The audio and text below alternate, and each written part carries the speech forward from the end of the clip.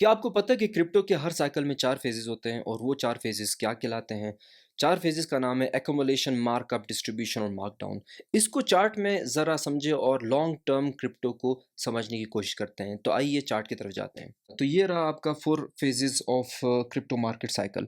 पहला phase accumulation phase होता है। यूजुअली इसमें प्राइस एक जगह पे एक रेंज में घूम रही होती है काफ़ी टाइम तक, और यहाँ तक मैं इसको यहाँ से लेकर यहाँ तक अगर प्राइस एक रेंज में चल रही हो तो इसको मैं एक्युमुलेशन फेज़ कहता हूँ। दूसरा है मार्कअप फेज़ जिसमें बुल रन आता है, हम बुल रन उसको कहते हैं, और प्राइस ऊपर की तरफ एक अच्छा हायर हाई बनाती है ऑन हायर टाइम फ्रेम। इसके बाद होती है डिस्ट्रीब्यूशन। इसमें लोग इफ़ोरिया का शिकार होते हैं, ग्रीड आती है इस टाइम पे और मार्केट जो है ना डिस्ट्रीब्यूट करती है, इस टाइम पे डिस्ट्रीब्यूशन करती है। और उसके बाद होता है लास्ट स्टेज जिसे कहते हैं मार्कडाउन स्टेज। मार्कडाउन स्टेज की अपनी करैक्टरिस्टिक होती हैं। अच्छा, तो थोड़ा-सा इसको इन डिफरेंट स्टेजेस के करैक्टरिस्टिक को थोड़ा-सा डिस्कस करते हैं।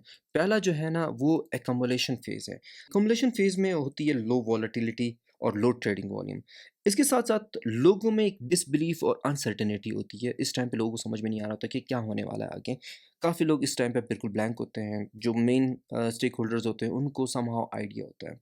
तो एक्युमुलेशन फेज़ आप ये कह लें डिसबिलीफ और अनसर्टेनिटी वाला कंडीशन होती है, और आगे जाकर हम एक्युमुलेशन फेज़ देखेंगे नेक्स्ट ईयर में, जिसमें आप भी देखेंगे कि काफ़ी लोग डिसबिलीफ में होंगे और काफ़ी लोग एक अनसर्टेनिटी का शिकार होंगे। दूसरा फेज़ है जिसे मैंने मार्कअप या बुल रन कहा है। इस टाइम पे मार्केट प्राइस अप जा रही होती है, जो कि एक्युमुलेशन वाले लोग होते हैं इस टाइम पे अपने प्रॉफ़िट को बुक करने के लिए डिस्ट्रीब्यूशन का इंतज़ार करते हैं। तो अब ये जो मार्कअप है इसकी अपनी एक करैक्टरिस्टिक होती है जिसमें ऑप्टिमिज़्म होता है, एक अप ट्रेंड आता है, हाई वॉल्यूम और वॉल्यूम इंक्रीज़ हो रहा होता है इस टाइम पे। फ़ेवरेबल इकोनॉमिक कंडीशंस होती है इस टाइम पे। इकोनॉमिक अनसर्टेनिटी नहीं होती जैसे कि आजकल हो रहा है, तो इस टाइम पे ये अगर आपका बुल रन आएगा तो उस टाइम पे मार्केट एक फ़ेवरेबल इकोनॉमिक कंडीशन की तरफ जाएगी। मार्केट का तीसरा फ़ेज़ है जिसे हम डिस्ट्रीब्यूशन फ़ेज़ कहते हैं। यहाँ पे ग्रीड, ओवर कॉन्फिडेंस इंसानों को ले डूबती है, क्योंकि और एक चीज़ और यहाँ पे प्राइस वॉलेटिलिटी लो होती है मगर वॉल्यूम ज़्यादा हो रहा होता है।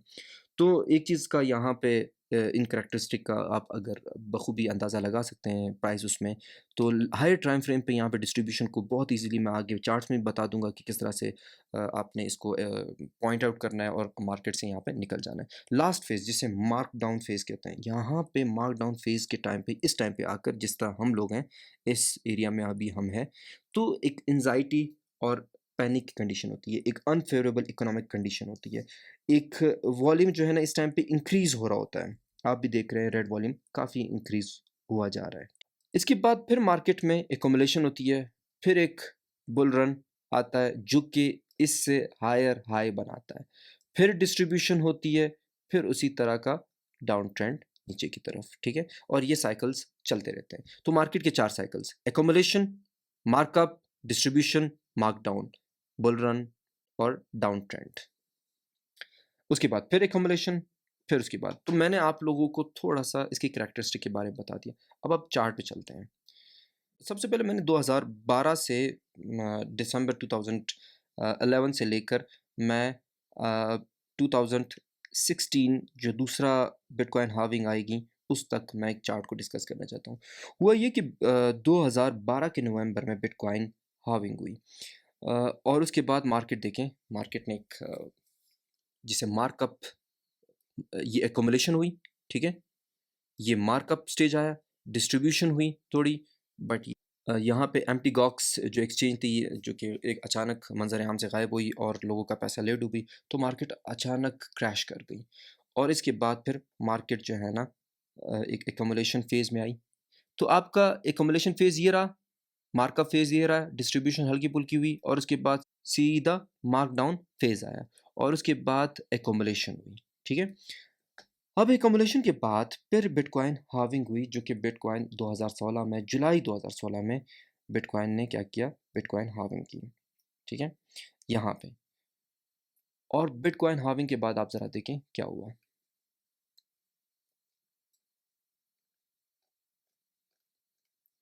ये बिटकॉइन हाल्विंग यहाँ पे हुई uh, around this time. Bitcoin halving यहाँ पे हुई, फिर उसके बाद तो बिटकॉइन हाल्विंग से पहले आप देख रहे हैं क्या हुआ?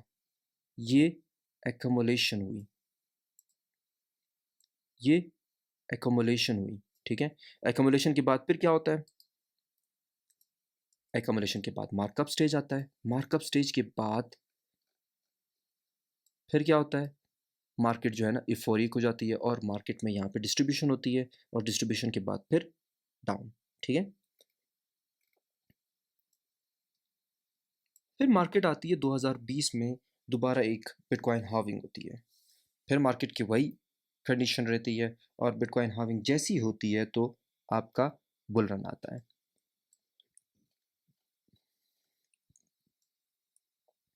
जब भी बुल रन आया तो आपने जब मार्केट को पीछे देखा जो कि आपको ऊपर नीचे दिखाई दे रही थी, ये क्या थी? दरअसल एक्युमुलेशन थी। ये क्या था? मार्कअप स्टेज था। ये कौन सा है? डिस्ट्रीब्यूशन स्टेज थी, सॉरी। और ये क्या है? डाउन ट्रेंड और मार्क डाउन स्टेज है, ठीक है। अब यहाँ पे क्या था? मार्क डाउन स्टेज में क्या होता है? आपको पहले भी एक चीज़ इसका मैंने कैरेक्टरिस्टिक बताई, यहाँ पे एंजाइटी और पैनिक होता है सिर्फ। हमारे पास एक बार-बार मैं अपने ग्रुप में भी कहता हूँ, एक अकोमोलेशन फ़ेज़ आनी है। अकोमोलेशन फ़ेज़ को हमने एक तरह से बियर करना होगा। ये नहीं है कि आज हम इस मार्केट में और इसके बाद अचानक ही उठें।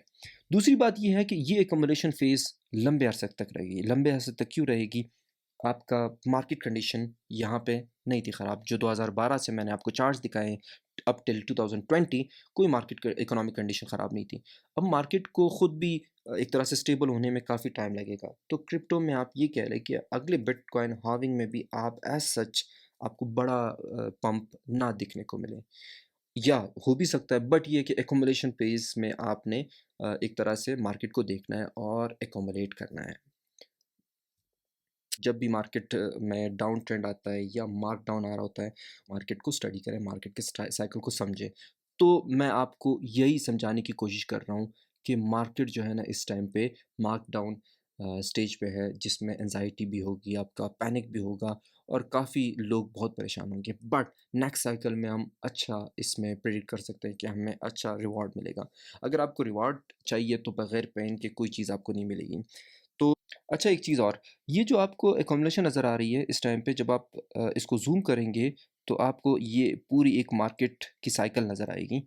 बट जब आप आगे जाकर देखते हैं तो वो एक्युमुलेशन ही होती है। अभी आप देखें, ये एक मार्केट का पूरा साइकिल है जिसमें एक्युमुलेशन हुई, मार्क अप स्टेज आया, डिस्ट्रीब्यूशन हुई थोड़ी, मार्क डाउन स्टेज आया और उसके बाद थोड़ी एक्युमुलेशन हुई, फिर दूसरा साइकिल आया। बट ये है कि आप अगर आगे जाकर देखें तो ये एक पूरी की पूरी अ, एक तरह से एक्युमुलेशन स्टेज थी और उसके बाद बुल रन आया। मैं उम्मीद करता हूँ कि इस वीडियो के बाद आपको मार्केट के 4 फ़ेजेज़ हर साइकिल में समझ में आ गए होंगे कि 4 फ़ेजेज़ किस तरह से मार्केट में एक्ट करते हैं। एक चीज़ और बताता चलूँ कि इस टाइम पे हम मार्क डाउन फ़ेज़ में हैं। हमने एक्युमुलेशन फ़ेज़ भी देखना है। मार्क डाउन फ़ेज़ जब तक ख़त्म नहीं होगा, मार्केट एक जगह पे 7-8 मंथ एक ही रेंज में नहीं रहेगी, तब तक हम उसको एक्युमुलेशन नहीं कह सकते। तो हम मार्क डाउन फ़ेज़ में फ़िलहाल चल रहे हैं। एक चीज़ और, बायनांस आप देख रहे हैं, मैं बायनांस को सपोर्ट नहीं कर रहा हूँ, बट एक चीज़ आपको बहुत इंपॉर्टेंट बता रहा हूँ कि नेक्स्ट टाइम जो होगा, नेक्स्ट जो क्रैश होगा, वो इसी बायनांस की वजह से होगा। तो आपने ये करना है कि अपने जितने भी कॉइन्स हैं, उसको किस तरह से सेव करना है, एक्सचेंजेस पे नहीं रखना है, एक्सचेंजेस पे आपने एतबार नहीं करना है। उसके लिए नेक्स्ट वीडियो में फिर मैं आपको लेजर के बारे में बताऊँगा, जो कि हार्ड वॉलेट या आप कोल्ड वॉलेट उसे कहते हैं। इसमें आप रख कर आप एक्सचेंजेस के क्रैशेस से बच सकते हैं। अगर जैसे लेट्स सपोज़ एफटीएक्स गिर गया, तो आपके अगर उसमें कॉइन उसमें फँस गए तो वो आपके कॉइन गए। बट अगर आप लेजर में या किसी और दूसरे कोल्ड वॉलेट में रखते हैं तो आपका क्रिप्टो करेंसी जो है वो सेफ़ रहेंगी। अगर आपको ये वीडियो पसंद आई है तो please give it a like, share and subscribe. Thank you.